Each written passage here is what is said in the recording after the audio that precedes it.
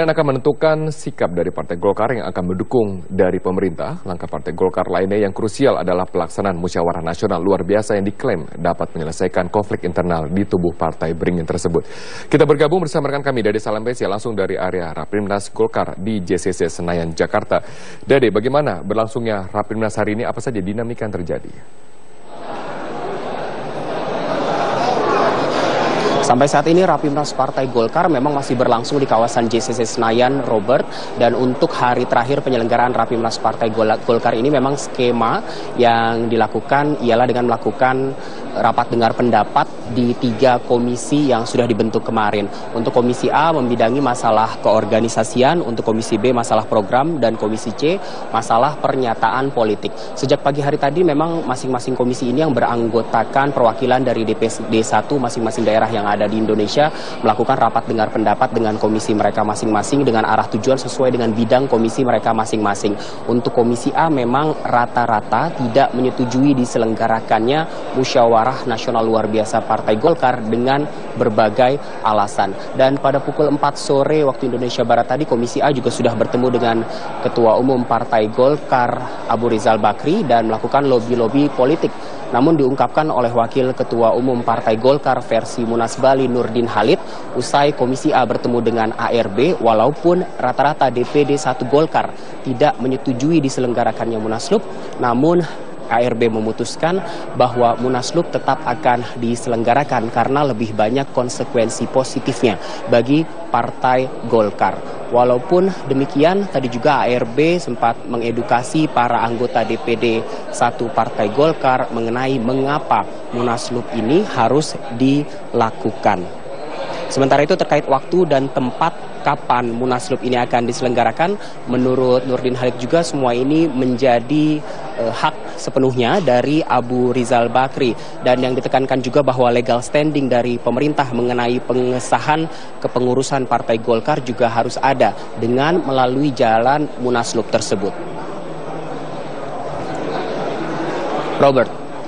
Ya, Dede, bisa Anda elaborasi lebih jauh karena pandangan dari mayoritas DPD tidak menginginkan adanya Munaslup, tapi Anda katakan bahwa Abu Rizal Bakri menginginkan adanya Munaslup, tetap menginginkan adanya Munaslup. Apakah dari pandangan DPD yang tidak menginginkan Munaslup bisa dijadikan sikap atau kesimpulan akhir dari Rapimnas yang sedang berjalan dan berakhir hari ini? Sesuai dengan agenda harusnya pada pukul 4.30 waktu Indonesia Barat tadi sudah dilangsungkan paripurna yang dihadiri oleh seluruh anggota maupun pimpinan DPD 1 Partai Golkar. Namun sampai saat ini paripurna tersebut belum dimulai dan sesuai dengan agenda pula sesuai paripurna pada pukul 7 malam waktu Indonesia Barat nanti juga akan diumumkan hasil dari Rapimnas yang diselenggarakan selama 3 hari di JCC ini. Pengumuman tersebut nantinya menjadi hasil resmi Golkar apakah mereka menyelenggarakan Munaslup atau tidak. Namun tadi sudah diisyaratkan bahwa besar kemungkinan memang Ketua Umum Partai Golkar hasil Munas Bali yaitu Abu Rizal Bakri menginginkan Munaslup tetap terselenggara sesuai dengan pidato politiknya beberapa hari lalu saat membuka Rapimnas ini. Dan terkait apabila Munaslup betul-betul diselenggarakan, siapa panitia dari Munaslup ini, ditegaskan juga oleh Nurdin Halid bahwa yang akan menjadi panitia dalam Munaslup ini ialah Golkar dari kubu ARB dengan sejumlah politisi Golkar dari kubu Agung Laksono yang dipilih secara selektif. Dan malam ini juga rencananya memang sudah dikonfirmasi oleh Golkar yang melakukan Rapimnas di sini bahwa malam ini mereka akan melakukan deklarasi dukungan kepada pemerintahan Jokowi JK. Demikian Robert, laporan dari Senayan, kembali ke studio. Ya Dede, terakhir, dengan adanya sikap bahwa kemungkinan besar memang akan diadakan Munaslup dengan panitia dari elit Golkar yang berada di kubu ARB, dan juga ditegaskan bahwa Abu Rizal Bakri tidak akan kembali maju mencalonkan diri sebagai ketua umum jika Munaslup digelar. Apakah ini juga ada dorongan-dorongan dari para elit Golkar di tingkat DPD untuk mendorong kembali Abu Rizal Bakri menjadi calon ketua umum? Kemarin memang sudah diungkapkan oleh Ketua Umum Partai Golkar Munas Bali Abu Rizal Bakri bahwa dia tidak akan mencalonkan diri kembali menjadi Ketua Umum Partai Golkar. Bahkan lebih jauh dia juga menghimbau Agung Laksono agar bersama-sama melakukan regenerasi di Partai Golkar ini. Sementara tadi dari Komisi A saya memantau DPD 1 Partai Golkar rata-rata memang menginginkan Abu Rizal Bakri untuk maju kembali sebagai Ketua Umum Partai Golkar. Karena memang rata-rata mereka yang hadir di Rapimnas ini merupakan simpatisan Ical secara pribadi.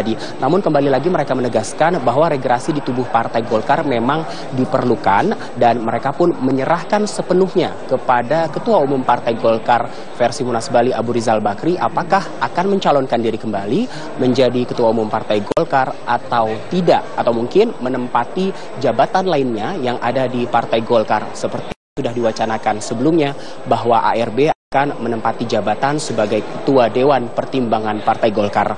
Namun seperti apa resminya kami masih menunggu konfirmasi lebih lanjut malam ini saat hasil dari Rapimnas Partai Golkar ini resmi diumumkan kepada media massa. Robert. Baik, terima kasih Dade Salampesi atas informasi Anda langsung dari kawasan Senayan, Jakarta. Perubahan arah politik Partai Golkar kubu Abu Rizal Bakri menjadi parpol pendukung pemerintah tinggal menunggu waktu. Hampir semua perwakilan DPD sepakat dengan arahan tersebut. Maka kemudian kemanakah arah Munaslup jika diselenggarakan? Berikut informasi untuk Anda. Hampir semua perwakilan DPD dalam Rapimnas Partai Golkar Munas Bali menolak untuk menggelar Munaslup yang diajukan Abu Rizal Bakri. Penolakan terjadi karena sebagian kader masih menunggu hasil sengketa partai di Mahkamah Agung. Meski demikian, banyak dari sebagian perwakilan yang menolak juga menyatakan tetap akan mengikuti keputusan Rapimnas maupun DPP Golkar. Meski banyak perwakilan yang menolak, masih terdapat kemungkinan untuk dilakukannya Munas luar biasa. Bila demikian adanya, maka patut dipertanyakan urgensi dari Munaslup yang dikehendaki oleh Abu Rizal Bakri. Wakil Ketua Umum Partai Golkar Munas Bali, Ahmad Nur Supit, urgensi dari Munaslup Partai Golkar dapat dikembalikan ke formatur awal, yaitu hasil Munas Riau. Ya, kalau kita mau jujur, agar supaya semua pihak menerima, maka memang selayaknya adalah Munas Bali, Munas Riau yang dilakukan. Munas artinya. Karena saya khawatir, begitu Munaslup dan Munaslup dilaksanakan, kemudian ada pihak lain yang tidak suka dengan Munaslup, siapa tahu misalnya Rapim ini tadinya menjanjikan akan menghadirkan semuanya, menghadirkan Agung di situ, menghadirkan pihak-pihak dari Agung, menghadirkan Pak Yusuf Kalla, menghadirkan semua senior, tetapi mereka tidak hadir. Apakah kemudian mereka akan memberi pengakuan atau tidak? Itu kan persoalan. Sepakat dengan Ahmad Nur Supit, Menteri Hukum dan HAM Yasona Lauli berpendapat alangkah baiknya jika penyelesaian konflik internal Golkar dapat dikembalikan kepada hasil Munas Riau. Yang Bali itu belum pernah disahkan sama sekali. Betul.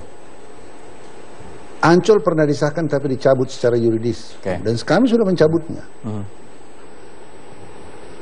Kalau keputusan yang berlaku dengan pencabutannya harus ke Munas Riau.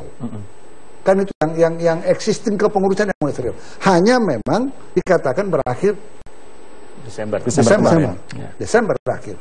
Itu kan berakhirnya tidak ada kepengurusan baru, tetapi banyak sekali organisasi yang berakhir secara formal begitu dapat melakukan kegiatannya untuk memilih kepengurusan yang baru demi keselamatan partai.